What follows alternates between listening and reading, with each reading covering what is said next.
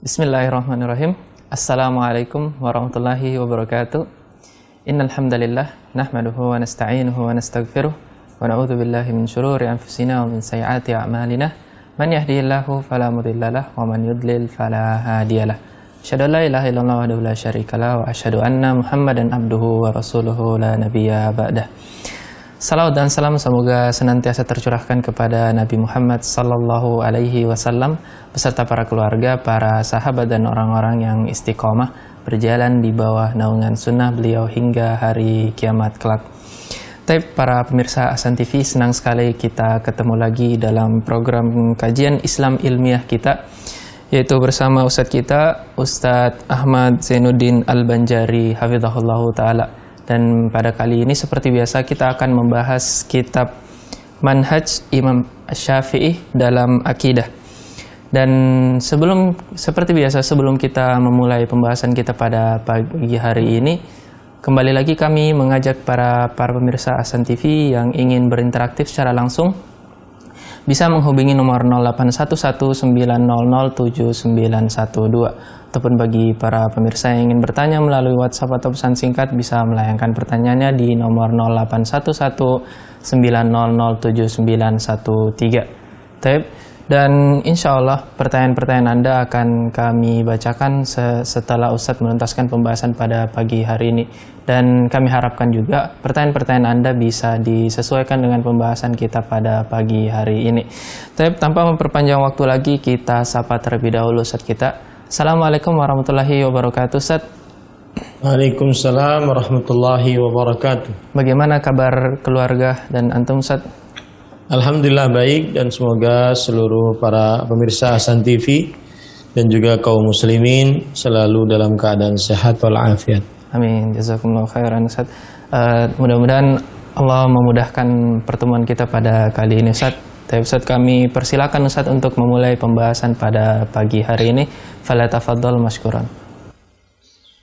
Bismillahirrahmanirrahim.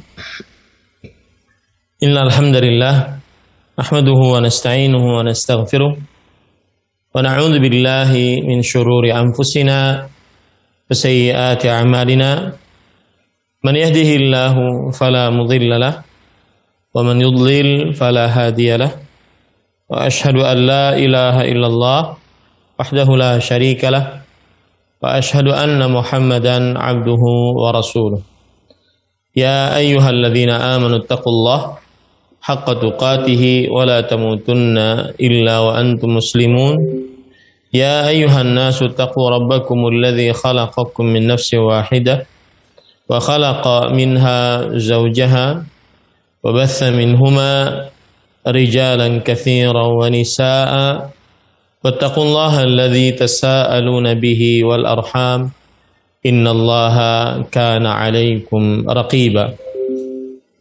Ya ayyuhalladzina amanu taqullaha wa qulu qawlan sadida yuslih lakum a'malakum wa yaghfir lakum dhunubakum wa man yuti'illaha wa rasulahu faqad faza fawzan 'azima. Amma ba'd, fa inna asdaqal hadithi kitabullah wa ahsanal hadi hadi Muhammadin sallallahu alaihi wa ala alihi wasallam wa syarrul umuri muhdatsatuha wa kullu muhdatsatin bid'ah wa kullu bid'atin dhalalah wa kullu dhalalatin finnar. Alhamdulillah, kita bersyukur pada Allah Subhanahu wa taala pada hari ini, hari Selasa pagi menjelang siang 23 Al-Muharram 1443 Hijriah, kita dimudahkan oleh Allah Subhanahu wa taala untuk kembali duduk bersama di dalam kajian membaca kitab Manhajul Imam Syafi'i rahimahullahu taala fi itsbatil aqidah. Manhaj Imam Syafi'i rahimahullah dalam akidah, yang ditulis oleh Fadilatul Syekh Al-Allamah Profesor Dr. Muhammad bin Abdul Wahhab Al-Aqil hafizahullahu taala. Salawat dan salam semoga selalu Allah berikan kepada Nabi kita Muhammad sallallahu alaihi wa ala alihi wasallam, pada keluarga beliau, para sahabat, serta orang-orang yang mengikuti beliau sampai hari kiamat kelak. Dengan nama-nama Allah yang husna dan sifat-sifat yang ulia, kita berdoa, Allahumma inna nas'aluka ilman nafi'an wa rizqan tayyiban wa amalan mutaqabbala. Wahai Allah, sesungguhnya kami mohon kepada Engkau ilmu yang bermanfaat, rezeki yang baik, dan amal yang diterima. Allahumma amin. Ahibatil muslimun, afanillahu wa iyyakum. Para pemirsa Ahsan TV dan para kaum muslimin yang saya cintai karena Allah, semoga Allah Subhanahu wa taala selalu memberikan afiat kepada kita di dunia dan di akhirat. Pada pertemuan kali ini kita masih di dalam Al-Babul Awwal dan masih di dalam Al-Faslu Tsani, bab yang pertama, dan pembahasan pasal yang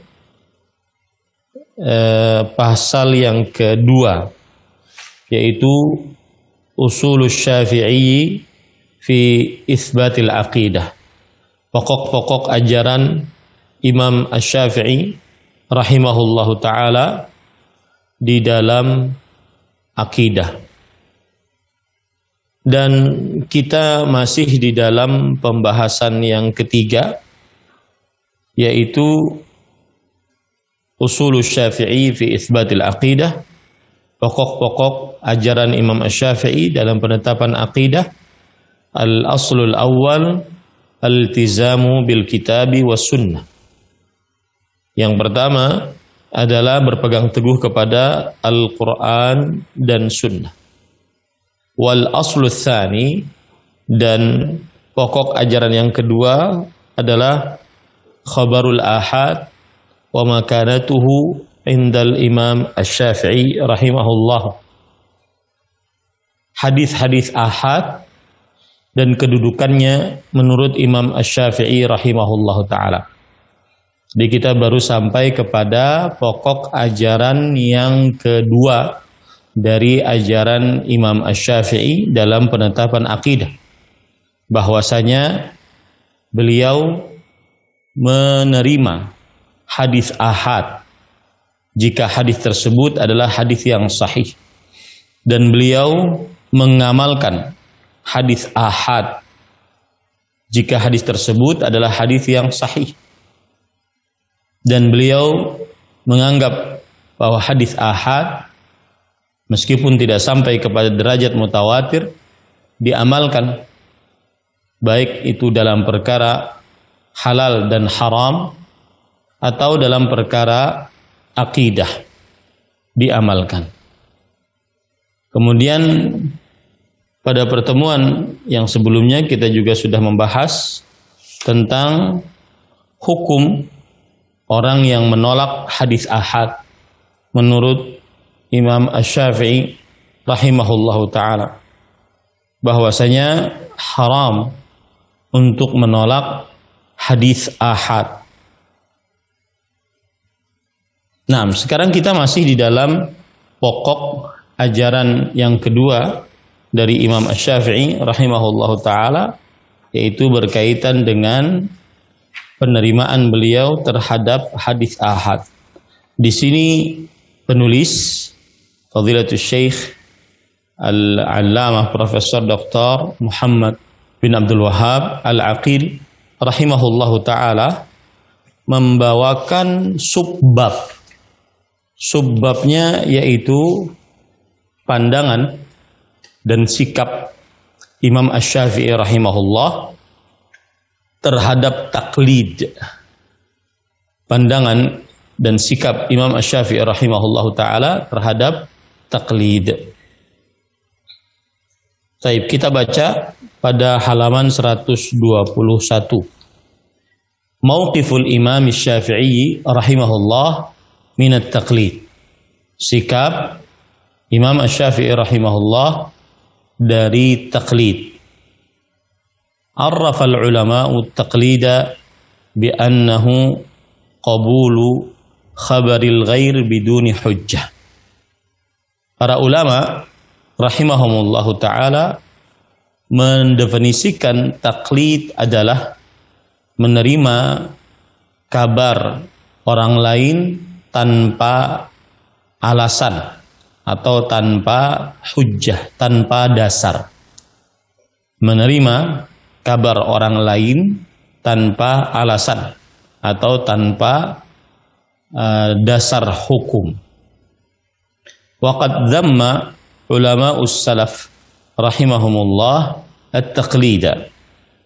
Dan para ulama salaf, para sahabat, para tabi'in, para tabi'ut tabi'in yang mengikuti sahabat Nabi radhiyallahu anhum wa rahimahumullah dengan baik mencela sikap taklid, yaitu menerima kabar dari orang lain tanpa ada alasan atau tanpa dasar. Wa innama jawwazuhu lil 'ammah. Dan para ulama rahimahumullahu ta'ala memperbolehkan taklid tersebut untuk orang-orang umum, orang awam. Qala Ibnu Abdul Barr rahimahullah, babu fasadit taqlidi wa nafihi wal farqu bainat taqlidi wal ittiba'. Wa qad dhamma Allah tabaraka wa ta'ala التقليد في غير موضع من كتابه فقال اتخذوا أحبارهم ورهبانهم أربابا من دون الله. Imam Ibnu Abdul Barr rahimahullah, seorang ulama bermadhab Maliki, berkata bab rusaknya sikap taklid. Maksudnya rusaknya sini adalah buruknya sikap taklid dan penafiannya, dan perbedaan antara sikap taklid dengan sikap al-ittiba'. Allah Subhanahu wa ta'ala telah mencela sikap taklid dalam banyak ayat di dalam Al-Qur'an.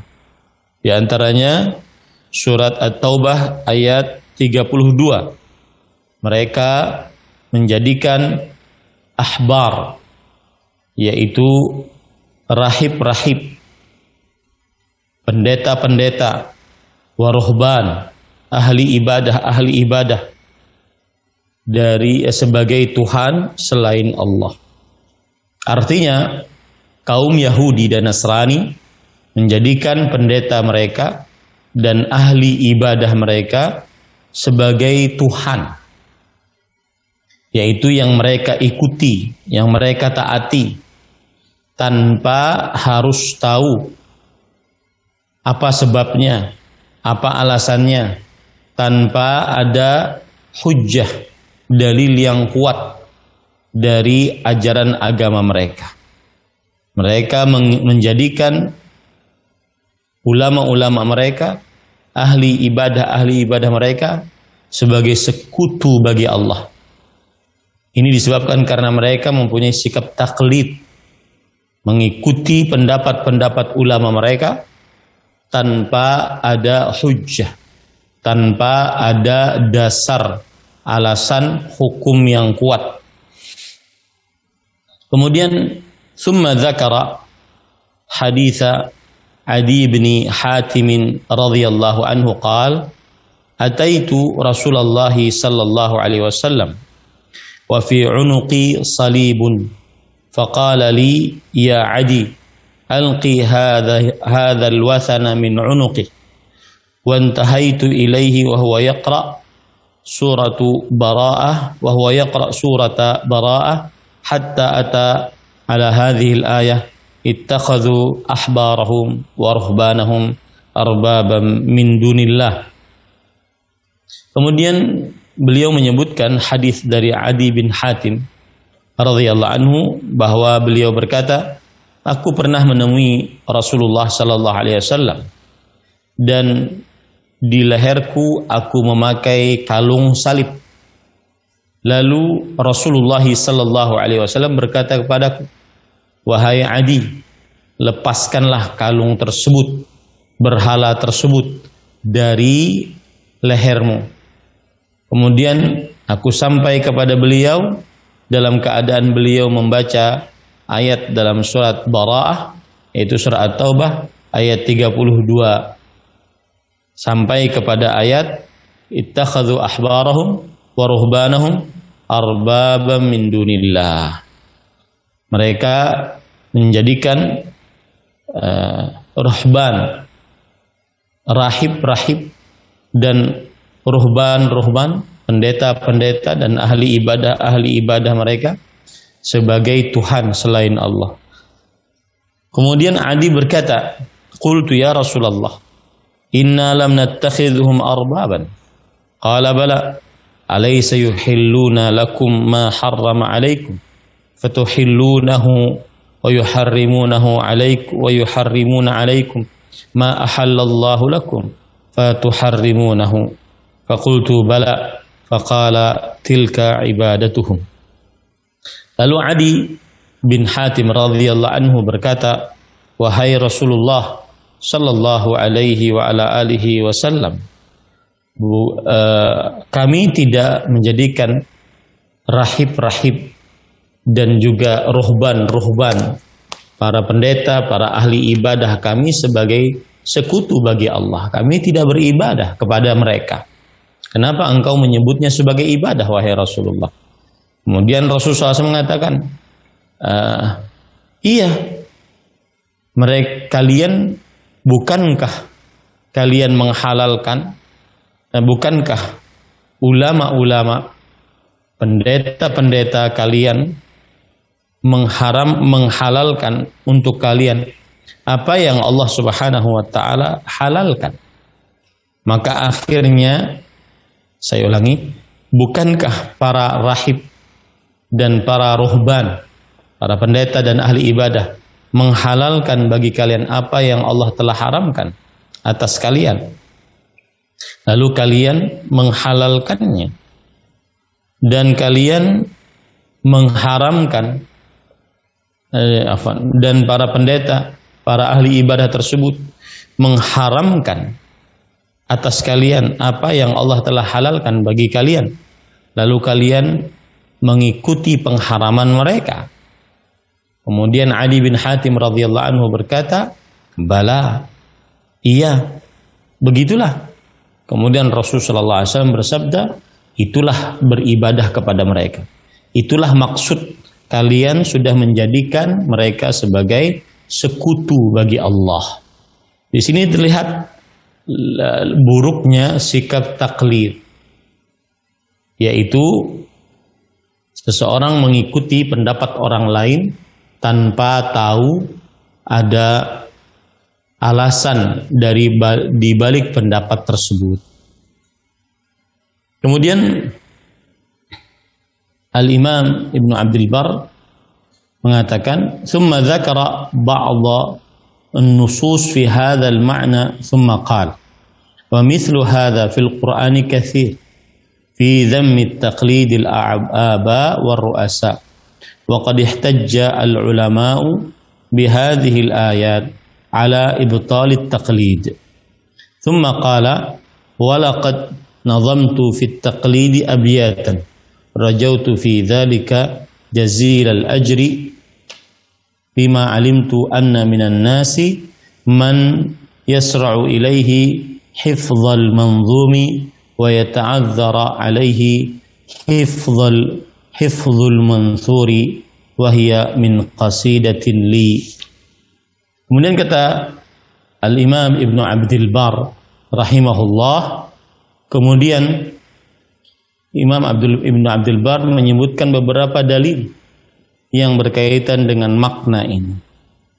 Dan beliau berkata, dan seperti ini dalam Al-Quran sangatlah banyak, yaitu tentang mencela pencelaan terhadap sikap taklid kepada nenek moyang dan para pemimpin. Para ulama rahimahumullahu ta'ala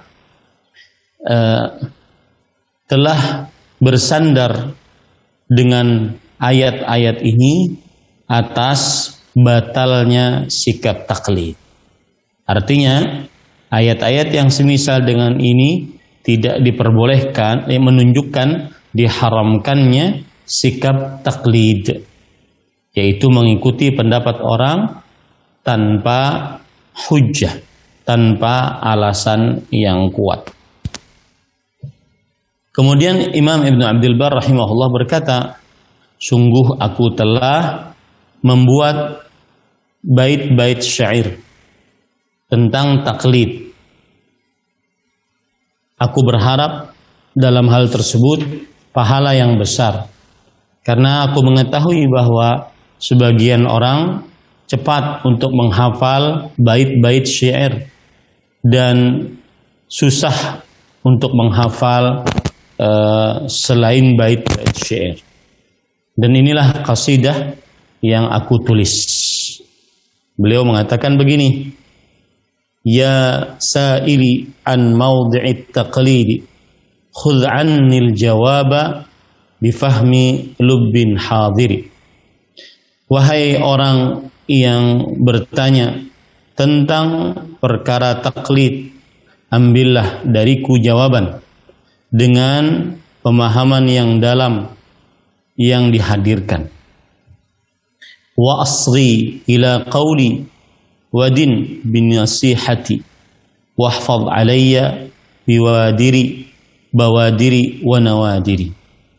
Dan dengarkanlah kepada ucapanku dan tunduklah kepada nasihat-nasihatku dan jagalah atasku hal-hal yang ada dariku. La farqa baina muqallidin wa bahimatin tanqadu baina janadili wa da'athiri.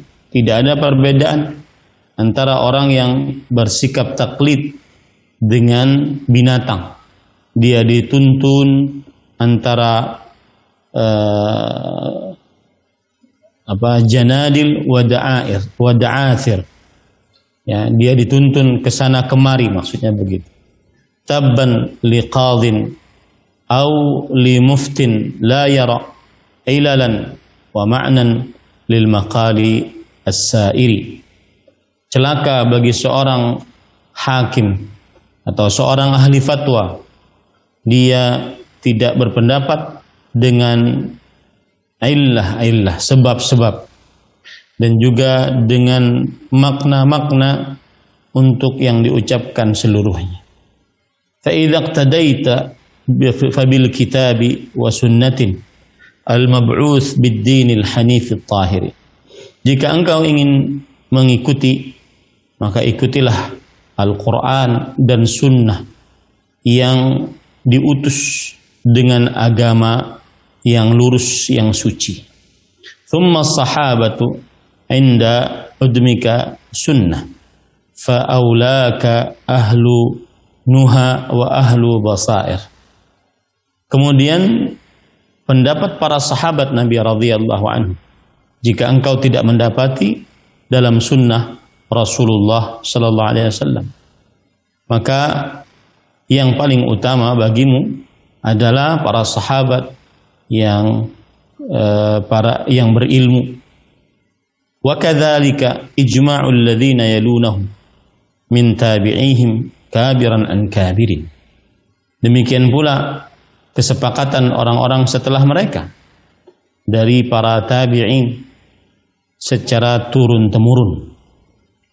Ijma'u amitna wa qawlu nabiyyina mithlun nususi ladal kitabiz zahir. Ijma'u ummatina, maksud saya ijma' umat kita dan ucapan nabi kita seperti nas-nas yang ada di dalam Al-Quranul Karim yang disebutkan oleh Imam Ibnu Abdul Bar rahimahullahu taala di dalam kitab Jami'u Bayanil Ilmi wa Fadlih. Wa naqala fi dzalika kalam Ibn Khuwaizin min Dad al-Basri al-Maliki haitsu qala at-taqlid ma'nahu fi asy-syar' ar-ruju' ila qawlin la hujjata liqa'ilihi alayh wa dzalika mamnu'un minhu fi asy-syari'ah wal ittiba'u ma thabata alayhi hujjah.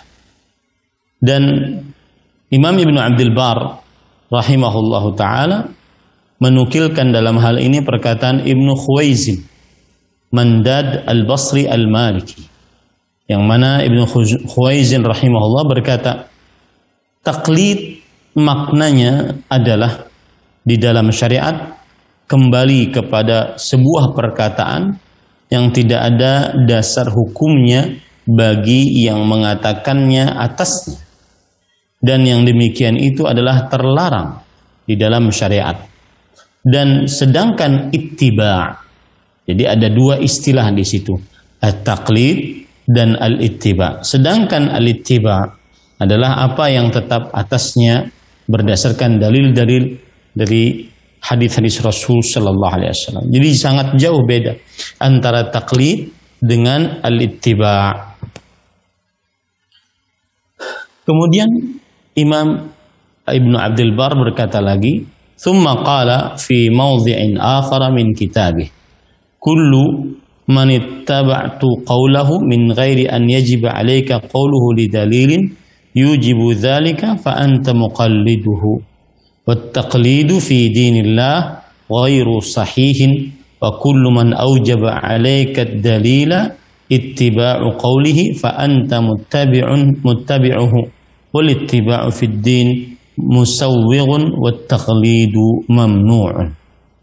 Imam Ibnu Abdul Bar juga berkata di kitab beliau yang lain atau di bagian kitab beliau yang lain, setiap orang yang mengikuti ucapannya, kullu man ittaba'ta qawlahu, setiap orang yang kamu ikuti ucapannya, setiap orang yang kamu ikuti ucapannya tanpa wajib atasmu ucapannya tersebut dikarenakan sebuah dalil yang mewajibkan akan hal itu, maka engkau berarti mentaklidnya. Dan taklid di dalam agama Allah tidak benar. Dan setiap orang yang mewajibkan atasmu dalil mengikuti ucapannya, maka engkau sudah melakukan ittiba' kepadanya. Dan ittiba' di dalam agama dibenarkan, sedangkan taklid dilarang. Maksudnya begini, kalau ada saya misalkan mengikuti perkataan seseorang dan perkataan seseorang tersebut tidak wajib saya ikuti, ya, tidak wajib saya ikuti, dan perkataan seseorang tersebut tidak ada dalil untuk wajib saya mengikutinya, maka jika saya mengikutinya berarti saya adalah seorang muqallid, orang yang melakukan taklid kepada orang tersebut. Kemudian yang kedua, apabila saya mengikuti seseorang dan perkataan orang tersebut berdasarkan dalil dari Al-Quran dan hadis Rasulullah SAW, maka berarti saya melakukan ittiba'. Ya, saya melakukan ittiba' karena mengikuti perkataan seseorang berdasarkan dalil. Nah, taklid terlarang dalam agama Islam, sedangkan ittiba' adalah dianjurkan, disyariatkan dalam agama Islam. Itu bedanya ya antara dua hal tersebut. Ini juga disebutkan oleh Imam Ibnu Abdul Bar dalam kitab beliau Jami'u Bayanil Ilmi wa Fadlih. Kemudian penulis mengatakan, وَقَدْ جَمَعَ رَحِمَهُ اللَّهُ النُّصُوصَ مِنَ الْكِتَابِ وَالسُّنَّةِ عَلَى ذَمِّ التَّقْلِيدِ وَجَمَعَ أَقْوَالَ السَّلَفِ فِي ذَلِكَ Dan Imam Ibnu Abdul Bar rahimahullah telah mengumpulkan dalil-dalil dari Al-Quran dan Sunnah Rasul Sallallahu Alaihi Wasallam terhadap tercelaknya sikap taklid. Dan beliau juga mengumpulkan perkataan ulama-ulama salaf dalam masalah ini. Kemudian Imam Ibnu Abdul Bar berkata, wa qad ihtajja jama'atun minal fuqaha wa ahli an-nadhari ala man ajaza at-taqlida bi hujajin nadhariyatin aqliyatin ba'da ma taqaddam fa ahsanu ma ra'aitu min dhalika qaul al-Muzani rahimahullah wa ana uriduhu qala yuqalu liman hakama bit-taqlidi hal laka min hujjah fima hakamta bihi fa in qala na'am abtala at-taqlida li'anna al-hujjata aujabat dzalika 'indahu lat-taqlid. Yang artinya, dan kata Imam Ibnu Abdul Bar ini masih berbicara tentang taklid, dan sebagian para ahli fikih dan ahli peneliti bersandar dengan sandaran penelitian rasional setelah apa yang sudah disebutkan bahwa boleh melakukan taklid. Kemudian kata Imam Ibnu Abdul Bar, jawaban yang paling bagus yang aku lihat akan hal ini adalah dari perkataan Imam Al-Muzani rahimahullah. Dan saya sebutkan di sini kata Imam Ibnu Abdul Bar, yaitu Imam Al-Muzani mengatakan dikatakan kepada siapa yang berhukum dengan taklid. Artinya orang yang berhukum dengan taklid, yang membolehkan bertaklid ini, kita tanya dia, apakah engkau memiliki hujjah, dalil, sandaran hukum atas apa yang engkau hukumi dengan taklid. Maka kalau seandainya dia menjawab, iya saya punya hujjah, maka kalau dia menjawab dengan iya, berarti batallah perbuatan taklidnya. Karena hujjah atau dalil telah mewajibkannya untuk mengikutinya, ya, dan bukan taklid. Jadi kalau seandainya ada orang mentaklid orang lain, kemudian setelah itu kita tanya, apa dalilmu bahwasanya boleh mengikuti perkataan orang tersebut tanpa tahu dasar alasannya? Apakah kamu punya dalil? Maka jawabannya, iya saya punya dalil.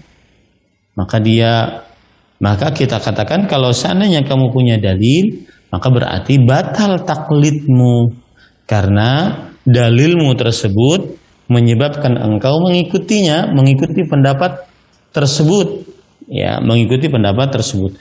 Berarti engkau bukan melakukan taklid, tetapi melakukan ittiba, yaitu mengikuti pendapat dengan dasar atau dengan sandaran dalil. Kemudian penulis mengatakan, wa in qala hakamta fihi bighairi hujjah qila lahu falima araqatid dima wa abhadatil furuj wa atlafatil amwal wa qad harrama Allahu dhalika illa bi hujjah. Qala Allahu jalla wa azza in indakum min sultanin fa bihadza ay min hujjatin bihadza. Kalau seandainya orang yang melakukan taklid tersebut menjawab, engkau sudah menghukumi dalam permasalahan ini tanpa dalil, maka dijawab, orang tersebut dijawab, lalu kenapa diteteskan darah, diubihatil furuj, dibolehkan kemaluan-kemaluan, dihancurkan harta-harta, padahal Allah telah mengharamkan akan hal itu, kecuali dengan hujjah, kecuali dengan dalil. Kemudian beliau mengatakan, Allah Azza wa Jalla berfirman, sesungguhnya tidak ada kalian tidak memiliki hujjah apa-apa. Artinya begini, Perkataan Imam Ibnu Abdul Bar yang beliau sedang menjelaskan perkataan Imam Al-Muzani, yang mana Imam Al-Muzani adalah bermadzhab Syafi'i dan teman dekatnya dari Imam Syafi'i rahimahullah, bahwasanya seseorang yang bersandar dengan perkataan tanpa tahu dalil, ya, maka dikatakan kepadanya, kenapa engkau memperbolehkan bersandar dengan perkataan tanpa tahu dalil? Padahal Allah melarang perbuatan tersebut, yaitu bersikap tanpa tahu dalil. Ya, tanpa tahu dalil. Tidak diperbolehkan untuk meneteskan darah, membolehkan kemaluan, artinya menggauli perempuan, ataupun mengambil harta tanpa ada dalil. Karena Allah telah mengharamkan hal tersebut kecuali dengan dalil. Kecuali dengan dalil. Ini menunjukkan bahwasanya dalam agama Islam seseorang semestinya tidak melakukan taklid, ya, berbuat tanpa dalil. Nah, kemudian penulis mengatakan, fa in qala ana a'lamu anni qad asabtu wa illam a'rifil hujjah li'anni qad qallattu kabiran minal ulama wa huwa la yaqulu illa bihujjah khafiyat alayya. Kemudian orang yang bertaklid tersebut tetap mengatakan, kalau aku mengetahui bahwa aku melakukan sebuah kebenaran meskipun aku tidak mengetahui dalil.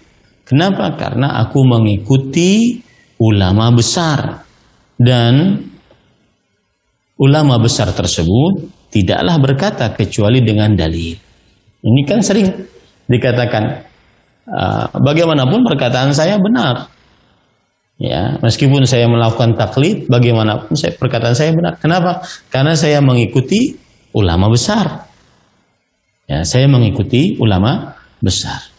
Dan ulama besar tersebut tidak berpendapat kecuali dengan dalil yang mungkin tersembunyi untukku, kata orang yang melakukan taklid ini. Qila lahu, maka pendapat seperti ini dijawab, idza jaza laka taqlida muallimika li'annahu la yaqulu illa bihujjah khafiyat 'alaika jaza laka taqlida muallimika li'annahu la yaqulu illa bihujjatin khafiyat 'ala muallimika kama lam yaqul muallimuka illa bihujjatin khafiyat 'alaika fa in qala na'am taraka taqlida muallimihi ila taqlidi muallimihi wa kadzalika man huwa a'la hatta yantahi al-amr ila ashabi Rasulillah sallallahu alaihi wasallam wa in aba dzalika naqadha qawlahu. Artinya, jadi ada orang yang bertaklid tadi mengatakan begini, saya melakukan taklid ini sudah benar. Kenapa? Karena saya mentaklid ulama besar. Dan ulama besar ini tidak berpendapat kecuali dengan dalil yang tersembunyi atasku, kata si muqallid ini. Kemudian dijawab perkataannya tersebut, jika boleh bagimu mentaklid, mengikuti dengan buta gurumu karena dia tidak mengucapkan kecuali dengan dalil yang tersembunyi atasmu, maka boleh bagimu juga untuk mentaklid, mengikuti dengan buta gurunya gurumu. Kenapa? Karena dia juga tidak berucap kecuali dengan dalil yang tersembunyi atas gurumu. Ya, jadi saya mentaklid guru saya dengan alasan guru saya ini adalah ulama besar. Tidak mungkin dia akan mengucapkan kecuali dengan dalil. Maka kita jawab, kalau benar seperti itu, maka berarti kamu juga boleh mentaklid gurunya gurumu, yaitu gurunya gurumu tanpa mengetahui dalil bahwa gurumu tersebut mengikuti pendapat gurunya dengan dalil. Sampai kepada sahabat Nabi radhiyallahu anhu. Sampai kepada sahabat Nabi radhiyallahu anhu. Qila lahu kaifa tajuzu taqlidu man huwa asgharu minka wa qallu ilman wa la tajuzu taqlidu man huwa akbar wa aktsaru ilman wa hadha mutanaqid. Kata, kalau seandainya seperti itu, maka jawab saja, bagaimana engkau mentaklid pendapat orang yang ilmunya lebih rendah, lebih sedikit, dan tidak mentaklid orang yang ilmunya lebih tinggi, lebih dalam, yaitu para sahabat Nabi radhiyallahu anhum. Dan ini adalah pertentangan. Artinya begini, wahai orang-orang yang melakukan taklid, kalian tadi bersandar dengan sebuah pemikiran bahwa saya mentaklid guru saya, imam saya, karena memang dia adalah ulama besar. Dan imam saya, guru saya, ulama-ulama ini tidak mungkin berbicara kecuali dengan dalil. Maka kita jawab, kalau begitu kamu juga boleh mentaklid orang yang di atas gurumu, gurunya gurumu. Kemudian kamu juga boleh mentaklid orang yang di atas gurunya guru-gurumu, sampai kepada sahabat Rasul sallallahu alaihi wasallam. Dan sahabat Rasul sallallahu alaihi wasallam tentunya dia dalam ilmunya. Ya, tentunya dia dalam ilmunya. Nah, itu dia. Para ikhwan yang dirahmati oleh Allah Subhanahu wa taala. Kemudian kita katakan lagi kepada orang yang melakukan taklid ini, jika engkau melakukan taklid kepada gurumu, kenapa engkau melakukan taklid hanya kepada guru yang lebih sedikit ilmunya dibandingkan ulama, yaitu gurunya gurumu yang lebih besar ilmunya? Ini adalah pertentangan. Kemudian orang ini yang melakukan taklid mungkin dia menjawab, fa in qala li anna muallimi wa in kana asghara faqad jama'a ilman huwa fawqahu ila ilmihi fa huwa absar bima akhadha wa a'lama bima tarak. Nah, ini perkataan yang lain lagi. Jika orang yang bertaklid ini berkata lagi, oke, karena begini kata dia, guru saya ini meskipun dia lebih lebih kecil ilmunya, lebih muda, ya, tetapi dia akan mengumpulkan ilmu-ilmu orang-orang yang sebelumnya, maka dia lebih paham, dia lebih berilmu, dia lebih mengetahui mana yang diambil, mana yang tidak diambil, karena dia mengumpulkan ilmu-ilmu sebelumnya.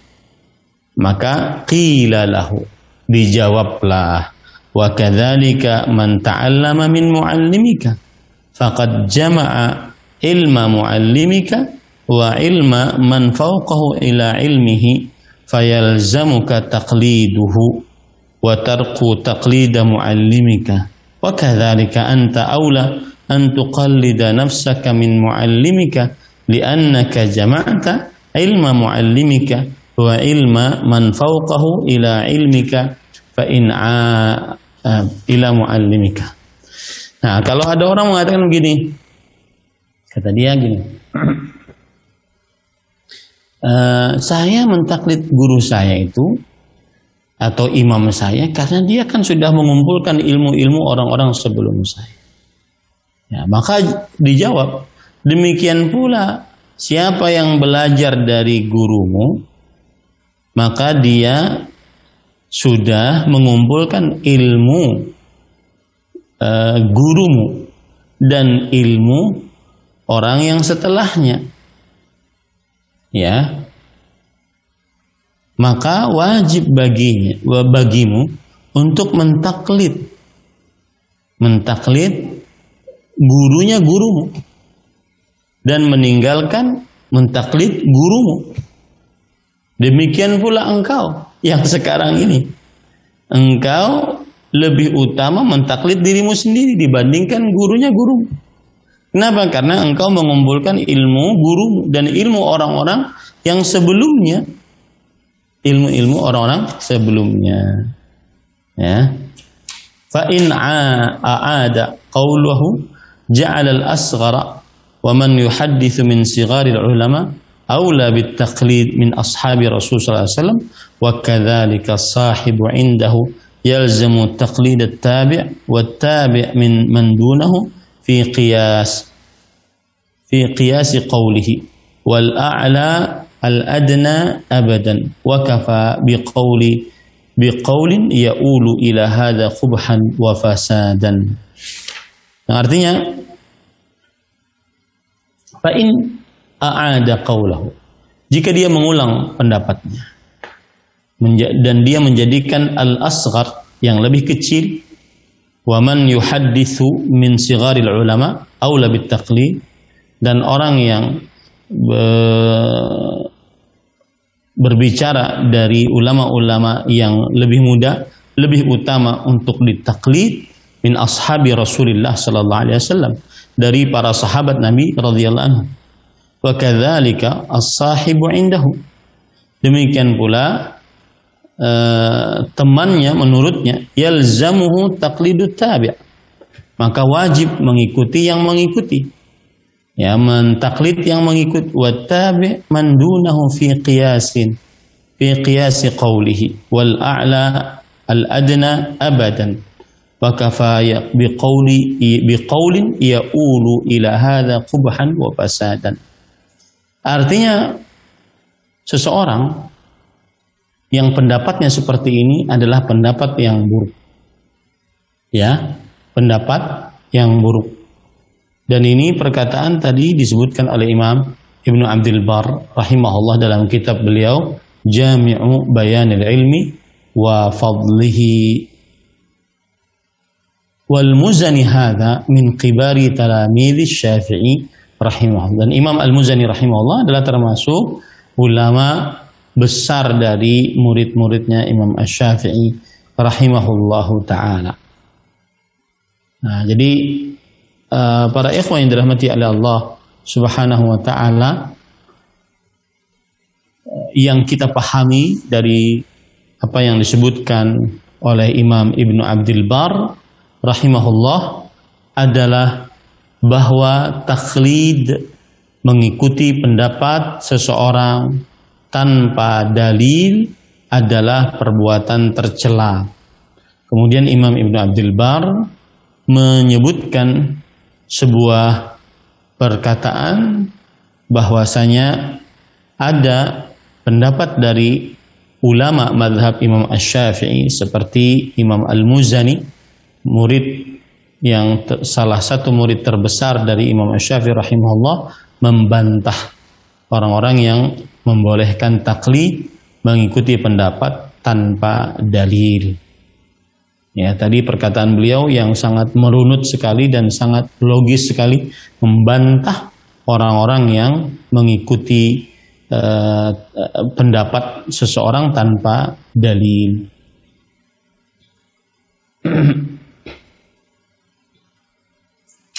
Kalau saya boleh mengulangnya adalah begini.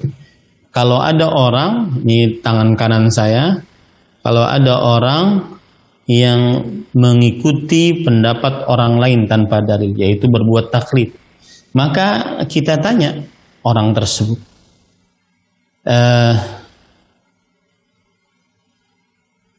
apa dalilmu mengikuti pendapat si fulan tanpa dalil? Apa dalilmu mengikuti pendapat Imam fulan tanpa dalil? Maka orang ini menjawab, dalilnya ini A, B, C, D. Kalau dia menyebutkan dalil, berarti sikap taklidnya batal. Karena dia sekarang berpendapat dengan dalil. Ini satu. Kemudian para ikhwan yang dirahmati oleh Allah Subhanahu wa taala.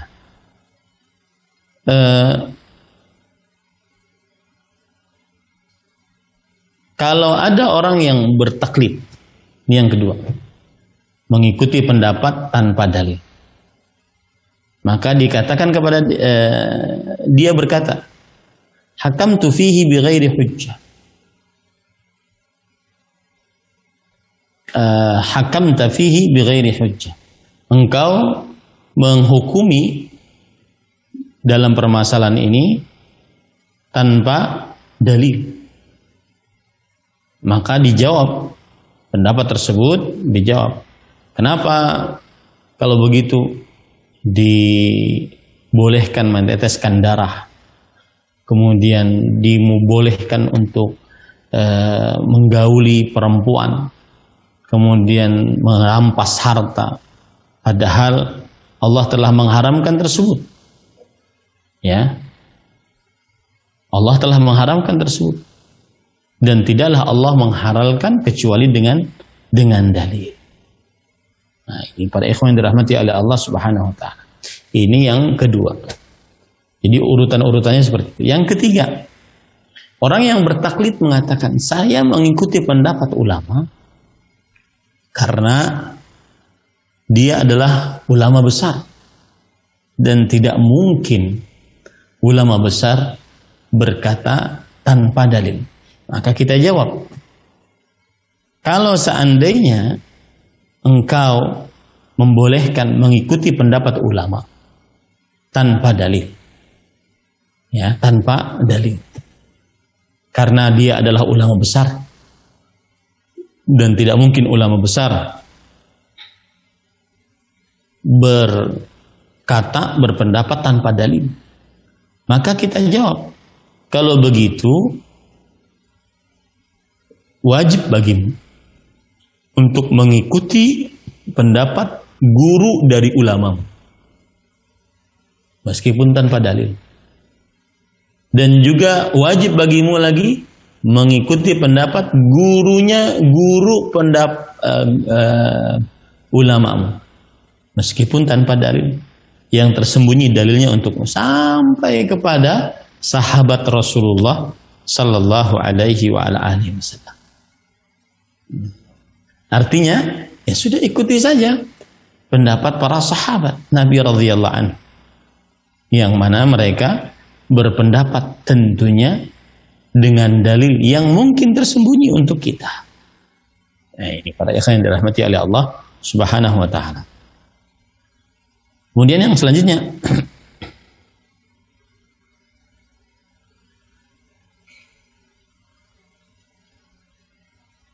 bagaimana engkau memperbolehkan untuk mentaklid? Kita tanya kepada orang yang muqallid ini. Memperbolehkan untuk mentaklid ulama yang lebih rendah ilmunya dan lebih jauh ilmunya dari para sahabat Nabi radhiyallahu anhu. Maka dia mungkin akan menjawab, saya mengikuti imam saya meskipun tanpa dalil, karena imam saya ini mengumpulkan ilmu-ilmu sebelumnya. Ilmu-ilmu orang-orang sebelumnya. Maka saya mengikuti dia. Maka para ikhwan yang dirahmati oleh Allah, kalau begitu, siapa yang belajar dari gurumu, maka sungguh ia telah mengumpulkan ilmu gurumu dan ilmu orang-orang sebelum gurumu. Ya, maka wajib bagimu untuk mentaklidnya dan meninggalkan taklid guru. Demikian pula kamu, wahai orang yang melakukan taklid, wajib bagimu untuk mentaklid dirimu sendiri.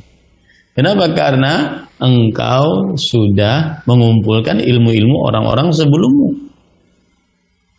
Nah, ini adalah sebuah keburukan. Ya, para ikhwan yang dirahmati oleh Allah Subhanahu wa taala, pendapat yang seperti ini bisa mendatangkan kehancuran dan keburukan. Kemudian penulis mengatakan, "Walladzi yufhamu min kalami Ibni Abdul Barr rahimahullah anna as-salafa yadhummuna at-taqlid bal wa yuharrimunahu idza kana lit-ta'assub raghma wuduhi ad-dalil ma'al mukhalif. Dan yang dipahami dari perkataan Imam Ibnu Abdul Barr rahimahullah bahwa para salafus saleh, para sahabat dan para tabi'in, para tabi'ut tabi'in, mereka mencela sikap taklid, bahkan mereka mengharamkannya jika untuk fanatik, padahal jelas dalil bersama pendapat yang menyelisihinya. Wa fi dzalika yaqul, dan di dalam hal ini Imam Ibnu Abdul Barr berkata, wa taqlidu an taqula biqaulihi wa anta la ta'rifuhu wa la wajhal qaul wa la ma'nahu wa ta'ba man siwahu aw an yatabayyan laka khata'uhu fatattabi'uhu mahabata khilafihi wa anta qad bana laka fasadu qawlihi wa hadha muharramun al-qawlu bihi fi dinillahi subhanah. Kata Imam Ibnu Abdul Barr adalah taklid, engkau berpendapat dengan pendapat orang tersebut dan engkau tidak mengetahui pendapat tersebut dan tidak mengetahui sisi pendapat tersebut dan tidak mengetahui makna dari pendapat tersebut, dan engkau menolak dari pendapat orang lain, atau telah jelas bagimu kesalahan pendapat tersebut, tapi engkau mengikuti pendapat tersebut karena takut menyelisihi pendapat tersebut, dan telah jelas bagimu kerusakan pendapatnya, maka yang seperti ini adalah haram untuk berpendapat dengan pendapat seperti ini dalam perihal agama Allah Subhanahu wa ta'ala. Ini patut diperhatikan. Yang taklid yang tercela adalah mengikuti sebuah pendapat imam misalkan, sedangkan kita tidak faham, kita tidak tahu sisi pendalilannya, kita tidak faham maknanya, dan kita menolak pendapat selainnya, atau telah jelas bagi kita kesalahan pendapat tersebut, tetapi kita tetap mengikutinya karena tidak mau dan takut untuk menyelisihi pendapat tersebut, ya. Dan telah jelas bagimu kerusakan pendapat tersebut, padahal telah jelas bagimu kerusakan pendapat tersebut, tetapi tetap diikuti. Inilah taklid yang tercela. Kemudian penulis mengatakan waqad sabaqa kalamuhu fi jawazit taqlid lil 'ammi, dan telah terdahulu perkataannya bolehnya taklid di dalam orang yang umum. Maksudnya orang yang umum tersebut adalah di dalam perkara di dalam orang awam. Orang awam maka dia boleh mentaklid. Dia karena ingin beramal maka dia boleh mentaklid. Waqad fassala Syekhul Islami rahimahullah al-qawla fi dhalik. Faqala wa kadzalika al-masail al-far'iyyah min ghaliyati al-mutakallimah wal mutafaqqihah man yujibu an-nazara wal ijtihada fiha ala kulli ahadin hatta ala al-'ammah, wa hadha dha'if li'annahu law kana talabu 'ilmiha wajiban 'ala al-a'yan fa innama yajibu ma'al qudrah wal qudratu ma'rifatuha min al-adillati al-mufassalah tata'azzaru aw tata'assaru 'ala aktsaril 'ammah.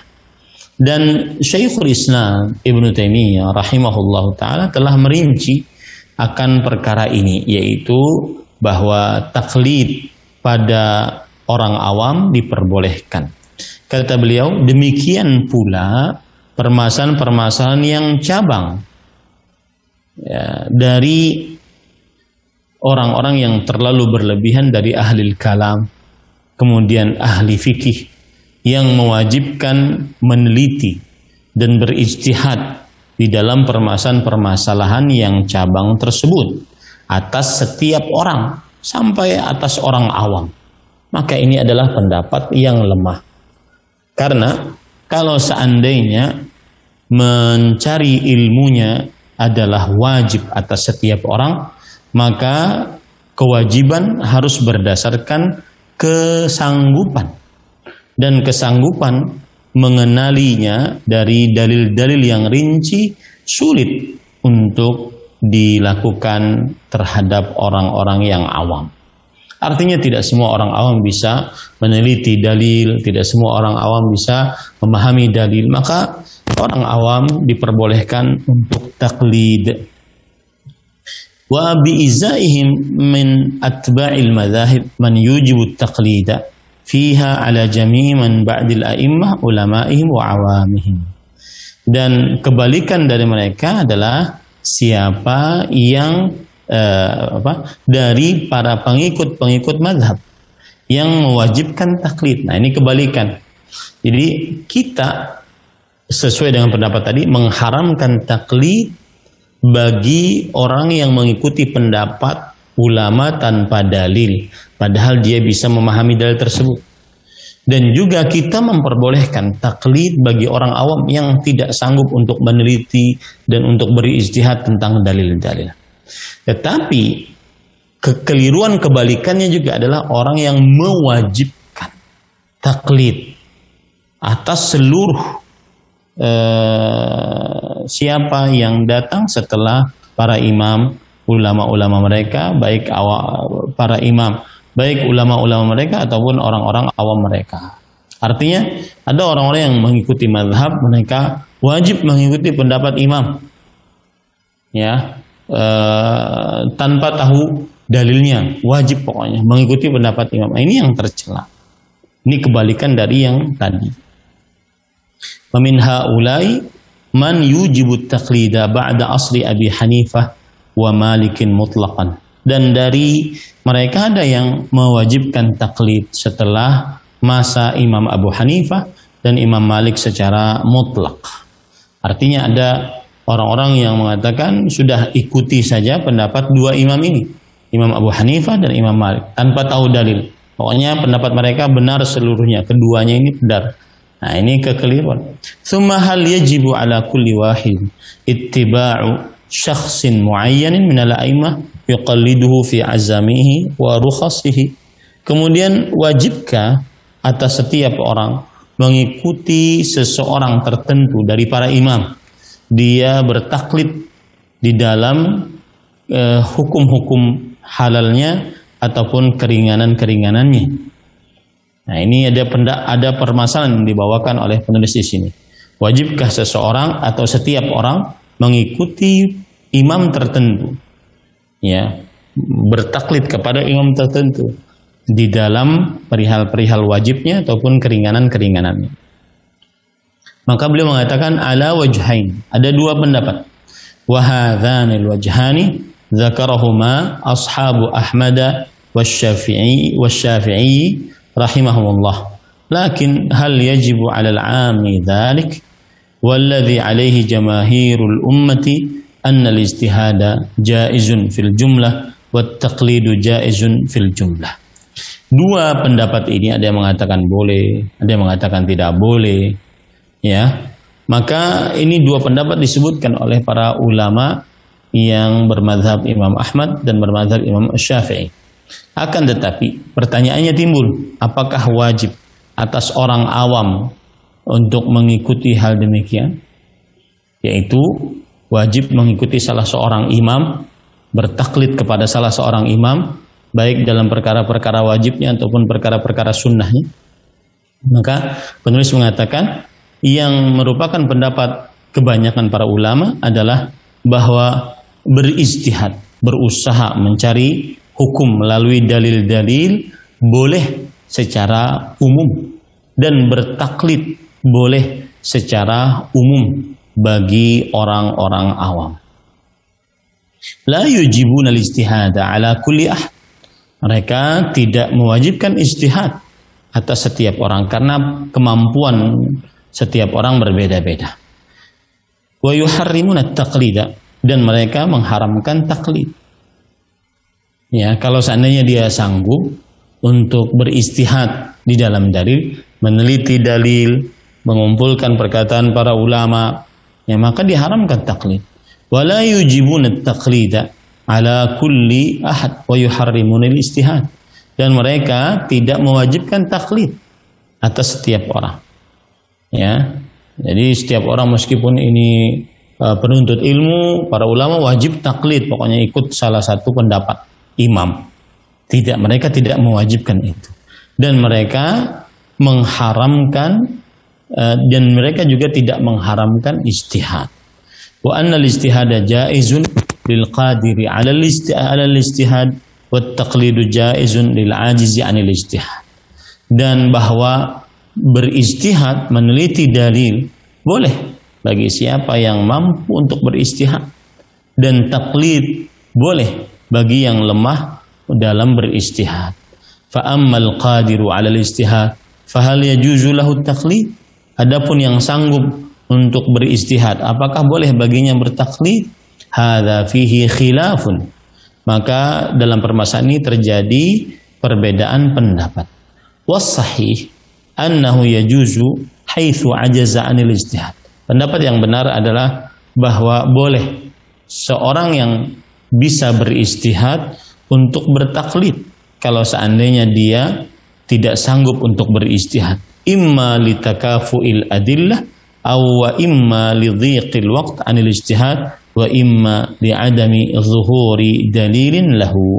Baik itu karena dalilnya sama-sama kuat, akhirnya dia bingung, dia mengikuti pendapat orang yang lebih alim darinya, atau karena sempitnya waktu, tidak ada cukup waktu untuk beristihad, maka akhirnya mengambil pendapat seorang ulama, atau karena tidak nampak dalil untuknya, maka boleh pada saat itu, saat dia ahli istihad tetapi lemah untuk beristihad, dia boleh untuk bertaklid. Fa innahu haitsu ajaza saqata anhu wujub ma ajaza anhu. Karena saat dia sudah lemah, maka gugur atasnya kewajiban atas apa yang lemah darinya. Wantaqala ila badalihi wa huwa at-taqlid. Dan dia berpindah, yang asalnya dia beristihad, dia pindah kepada sikap taklid. Kama law ajaza anit taharati bil ma. Sebagaimana dia tidak sanggup untuk bersuci dengan air, maka dia menggantinya dengan tayamum. Maka begitu juga.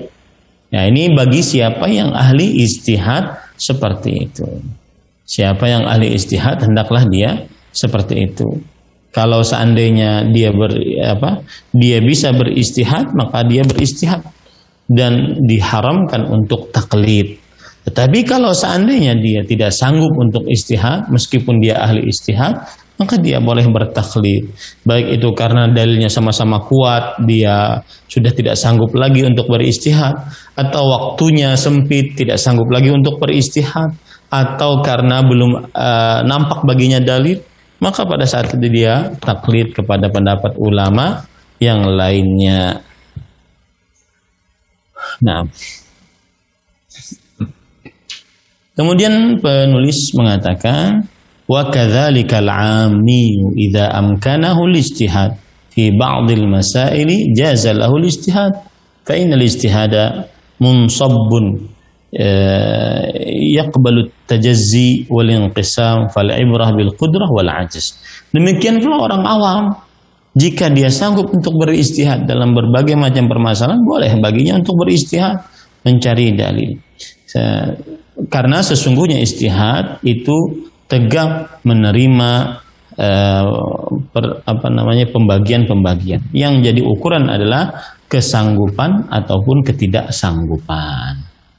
Waqad yakunu ar-rajulu qadiran fi ba'd ajizan fi ba'd. Dan kadang seseorang sanggup dalam beberapa hal dan tidak sanggup dalam beberapa hal.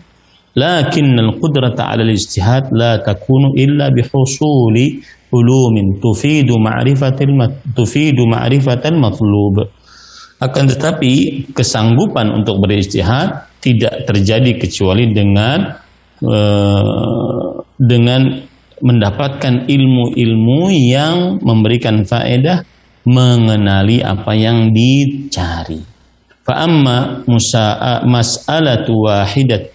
mas'alatun wahidatun min fannin fayab'udu al-ijtihadu fiha wallahu subhanahu a'lam.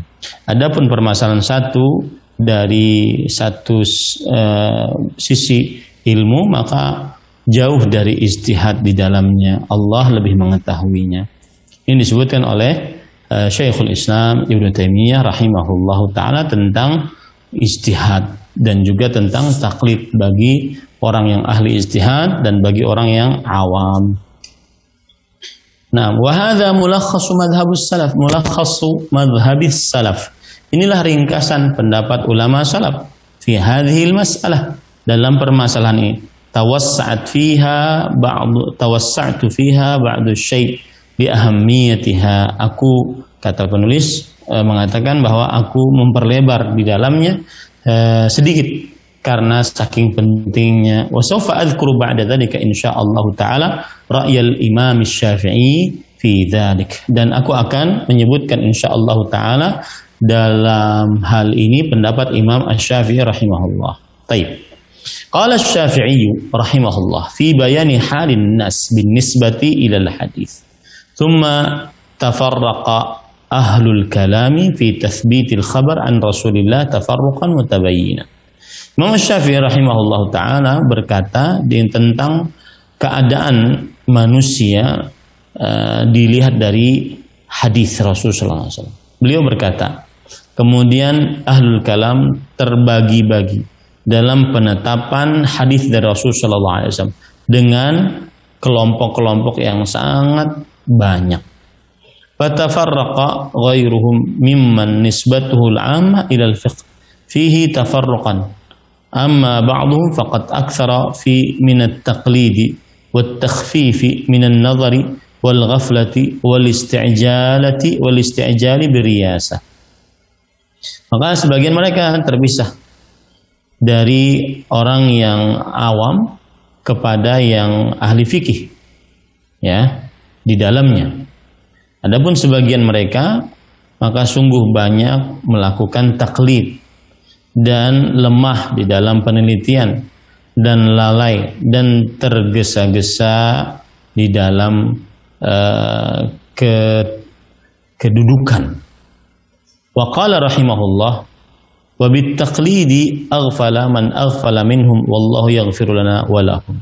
Dan Imam Asy-Syafi'i rahimahullah juga berkata, dengan sebab taklid telah lalai orang yang lalai dari mereka. Allah mengampuni kita dan mereka. Falladhi yufhamu min hadaini an-nassaini anna Asy-Syafi'i rahimahullah yadhummu at-taqlida wa yu'ibuhu. Dan dari dua perkataan imam ini kita bisa memahami bahwa Imam Asy-Syafi'i rahimahullah mencela perbuatan taklid dan juga menganggapnya keburukan.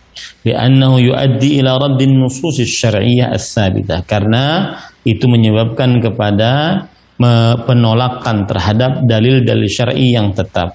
Wa li'annahu yuaddi ila adami tadabbur kitab wa sunnah wal ghaflati anhuma. Dan juga sikap taklid menyebabkan kepada tidak tadabbur terhadap Al-Qur'an dan sunnah dan lalai terhadap Al-Qur'an dan sunnah. Waqad yakunu sababu dzalika 'inda ba'dhin nas hubbur riyasah.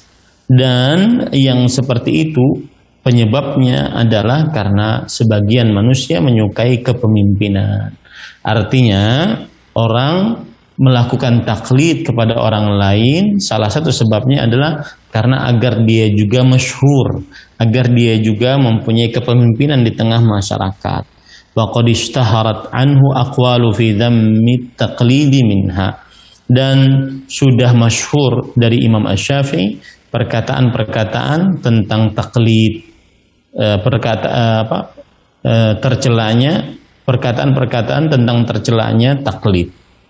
Di antaranya kullu ma qultu wa qala an-nabiy sallallahu alaihi wasallam khilafu qawli mimma yasih fa haditsun nabiy sallallahu alaihi wasallam aula wa la tuqalliduni. Setiap apapun yang aku ucapkan, kata Imam Asy-Syafi'i, dan Nabi Muhammad sallallahu alaihi wasallam berkata berbeda dengan ucapanku, dari apa yang sahih dari hadis Rasulullah SAW, maka hadis Nabi Muhammad SAW lebih utama. Yaitu lebih utama untuk diikuti, jangan mengikuti aku, jangan bertaklid kepada aku, yaitu mengikuti perkataan beliau tanpa dalil. Kemudian beliau juga berkata, "Idza wajadtum fi kitabi khilafa sunnati Rasulillah sallallahu alaihi wasallam, faqulu bi sunnati Rasulillah sallallahu alaihi wasallam wad'u ma qultu." Jika kalian dapati di dalam kitab perbedaan sunnah Rasul sallallahu alaihi wasallam atau menyelisih sunnah Rasul sallallahu alaihi wasallam, maka ambillah sunnah Rasul sallallahu alaihi wasallam dan tinggalkan apa yang aku ucapkan. Ini perkataan yang sangat jelas dari Imam Syafi'i, disebutkan di dalam kitab Al-Manaqib yang ditulis oleh Imam Al-Baihaqi. Wa qala idza sahha al-haditsu fa huwa madhhabi. Dan Imam Syafi'i juga berkata, jika hadis itu sahih maka dia adalah pendapatku. Ini disebutkan di dalam Risalatus Subki, ya, Risalatus Subki. Kemudian waqad ittahama Asy-Syafi'i rahimahullah ka ghairihi min ahli sunnati wal jamaah annahu ma taraka at-taqlida illa lid-dunya faqala yaquluna innama ukhalifu aba fulan rahimahullah lid-dunya wa kayfa yakunu dzalika wad-dunya ma'ahu innama yuridul insanu ad-dunya bi batnihi wa farji wa qad muni'tu ma aladzu minal mata'imi wa la sabila ila an-nikahi ya'ni li'illatil bawasir. Walakin lastu ukhalifu illa li khilafihi sunani Rasulillah sallallahu alaihi wasallam.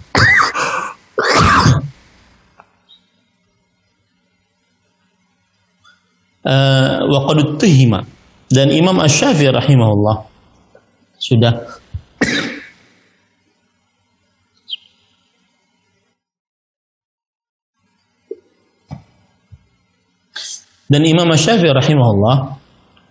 sudah dituduh sebagaimana ulama-ulama ahlu sunnah wal jamaah lainnya bahwasanya tidaklah menakli ya karena dunia. Imam Syafi'i berkata, orang-orang berkata sesungguhnya aku karena dunia. Bagaimana itu terjadi padahal dunia bersama mereka? Sesungguhnya seorang manusia hanya menginginkan dunia karena kemaluannya dan karena perutnya. Dan aku telah terlarang dari apa yang paling lezat dari makanan-makanan. Dan tidak ada jalan untukku menikah karena aku mempunyai penyakit bawasir. Akan tetapi aku menyelisihi pendapat Abu Fulan disebabkan karena penyelisihan sunnah Rasul sallallahu alaihi wa ala alihi. Ini perkataan Imam Syafi'i rahimahullah ketika beliau dituduh bahwa beliau tidak mau taklid dengan pendapat ulama Abu Fulan rahimahullah. Tuduh beliau menginginkan dunia. Padahal bukan orang dunia isinya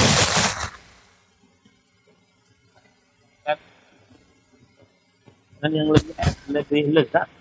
Beliau juga tidak bisa menikah karena beliau mempunyai penyakit bawasir.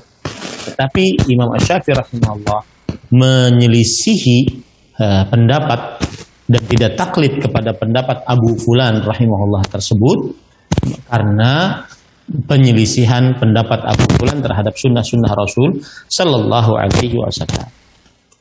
Walidzalika qala tilmidhuhu al-Muzani alladhi naqalat kalamahu fi bidayati hadzal naqaltu kalamahu fi bidayati hadzal bahsi wa huwa fi munadharatil muqallid.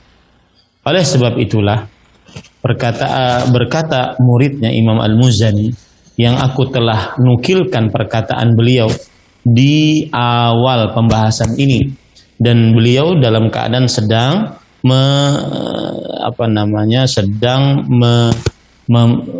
mendebat orang-orang yang melakukan taklid. Qala fi awwali mukhtasarihi alladhi akhadhahu min fiqh Syafi'i.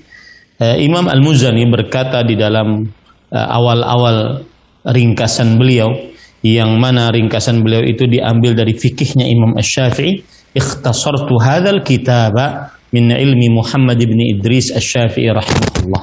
Aku ringkas buku ini Muhammad bin Idris Asy-Syafi'i rahimahullah.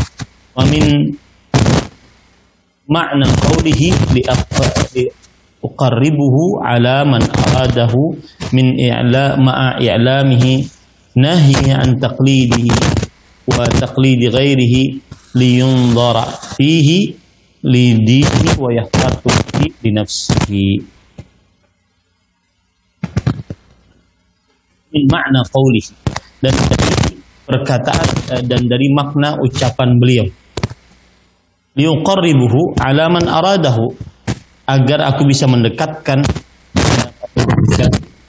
supaya menginginkan pendapat Imam Syafi'i tersebut, ma'ilamihi nahyihi an taqlidihi, bersama dengan pemberitahuan beliau, pendatan Imam Syafi'i, bahwa beliau melarang untuk mentaklid taklidi ghairi, agar dan juga mentaklid pendapat ulama selain beliau, li yudhara fihi li dinihi wa yahtata fihi li nafsihi, agar dia melihat di dalamnya untuk agamanya dan berhati-hati untuk dirinya sendiri. Artinya Imam Al-Muzani rahimahullah di dalam kitab Mukhtasarnya beliau menukilkan fikihnya Imam Asy-Syafi'i, dan juga di awal-awal kitab Mukhtasar tersebut beliau menerangkan bahwasanya Imam Asy-Syafi'i rahimahullah taala beliau melarang perbuatan taklid. Wa bihadza yattadhihu lana madhhabu Syafi'i rahimahullah fi dhammi at-taqlid wa fi hirsihi ala mutaba'ati sunnah wa nahyi an taqlidi nafsihi wa an taqlidi ghairihi wa huwa ma kana alaihi salaful ummati rahimahullah.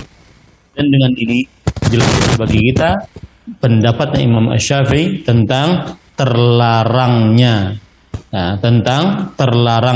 atau tercelaknya taklid dan gigihnya beliau untuk mengikuti sunnah Rasul sallallahu alaihi wasallam, dan larangan Imam Asy-Syafi'i rahimahullah untuk mengikuti atau mentaklid diri beliau ataupun mentaklid selain beliau.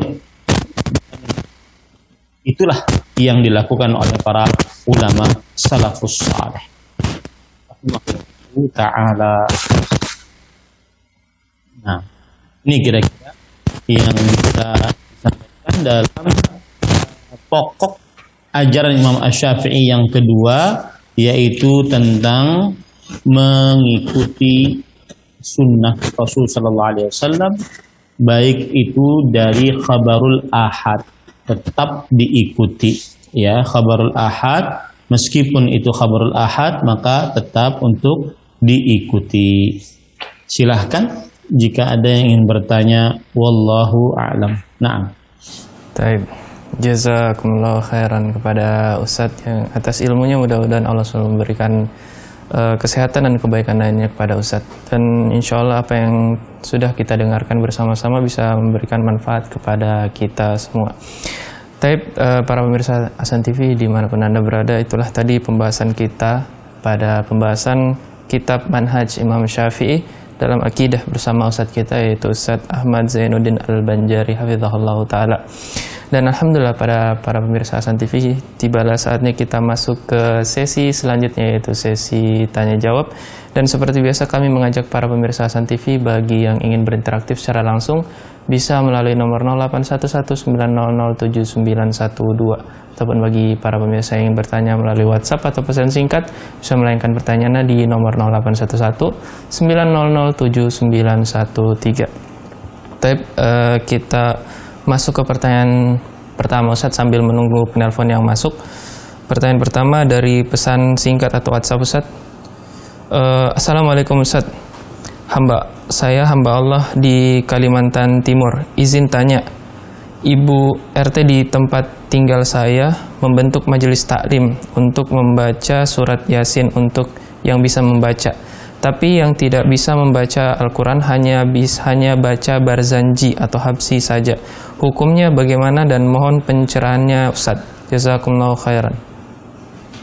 Bismillah, walhamdulillah, wassalatu wassalamu ala rasulillah wa ala alihi wa ashabihi wa man wala. Adapun untuk bertadarus membaca Al-Quran, maka ini hukumnya tidak dengan cara para kaum muslimin berkumpul dan yang satu membaca Al-Quran, yang lain mendengarkan. Kemudian yang digilir yang lain lagi membaca Al-Quran, yang lain lagi mendengarkan. Yang lain lagi membaca Al-Quran, yang lain lagi mendengarkan. Maka ini tidak mengapa bertadarus Al-Quran, dan kemudian setelah itu mereka menghatamkan Al-Quran. Ya, ini tidak mengapa dilakukan pada waktu yang sudah ditentukan, asalkan waktu yang sudah ditentukan tersebut bukan dianggap sunnah. Jadi waktu kapan saja diperbolehkan untuk melakukan tadarus. Adapun yang kedua, yaitu pembacaan yang tidak bisa membaca Al-Quran, maka dia membaca qasidah burdah yang ditulis oleh Al-Busiri.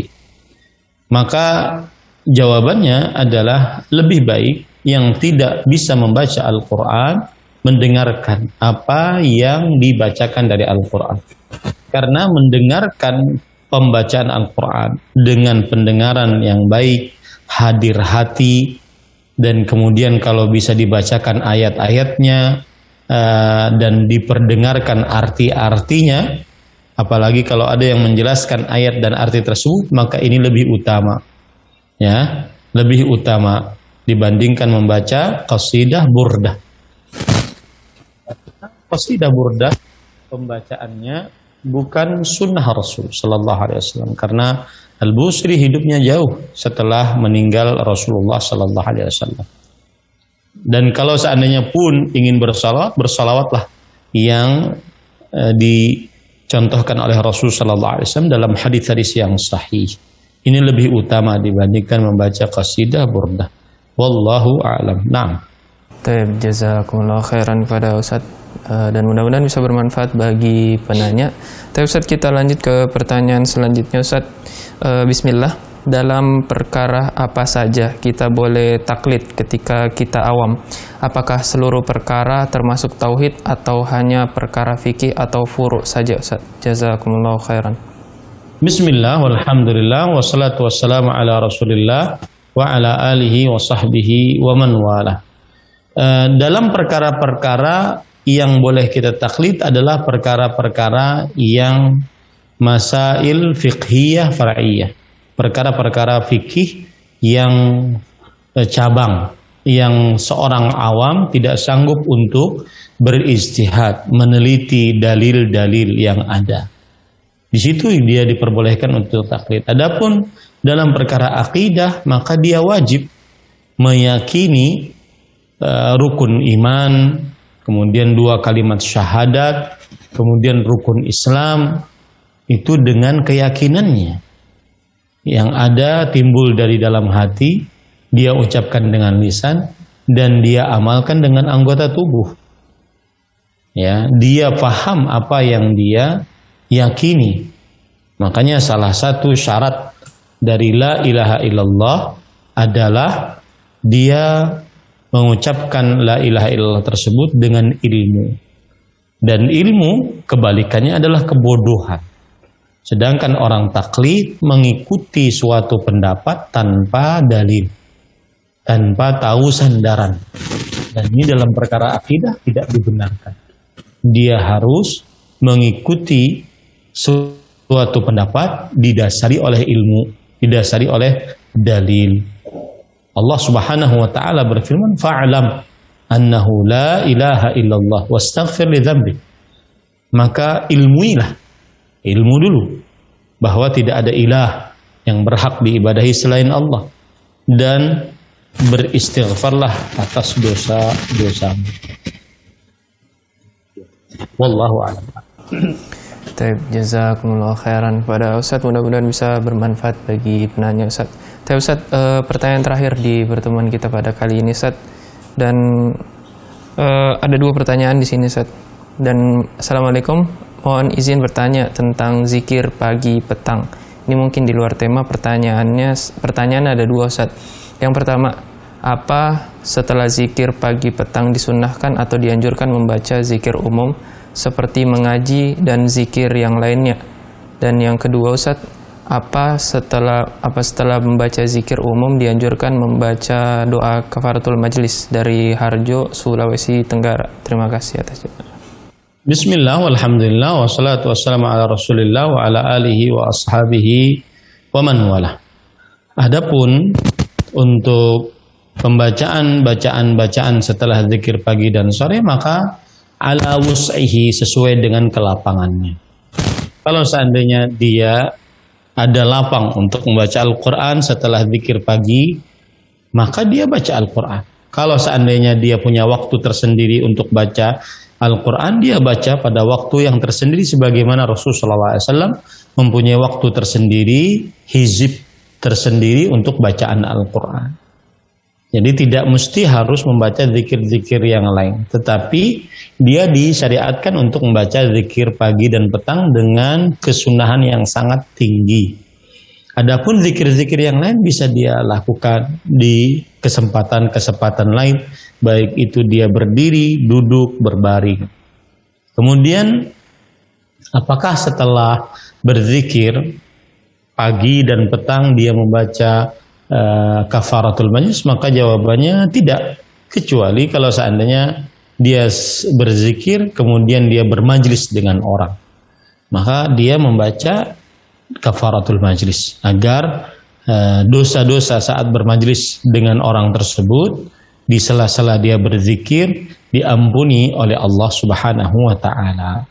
Wallahu a'lam. Nah, Taib, jazakumullah khairan pada Ustaz atas yang telah memberikan jawaban dari pertanyaan-pertanyaan yang sudah dilayangkan ke kita, dan itulah tadi pertanyaan terakhir pada pertemuan kita pada kali ini. Dan Taib, para pemirsa Hasan TV, demikianlah pertemuan kita pada pagi hari ini, dan jazakumullah khairan juga kepada para pemirsa Hasan TV yang sudah setia menyaksikan program-program Hasan TV terusnya pada pagi hari ini. Dan insya Allah kita akan ketemu lagi pada pertemuan selanjutnya, yaitu pada hari Selasa pukul 9 pagi, tentu saya pada pekan 1, pekan ketiga, dan pekan kelima. Dan terakhir, kami selaku kru yang bertugas mohon maaf apabila ada kesalahan. Dan kita tutup pertemuan pada kali ini dengan doa kafaratul majlis. Subhanakallahumma bihamdik asyhadu an la ilaha illa anta astaghfiruka wa atubu ilaik. Assalamualaikum warahmatullahi wabarakatuh.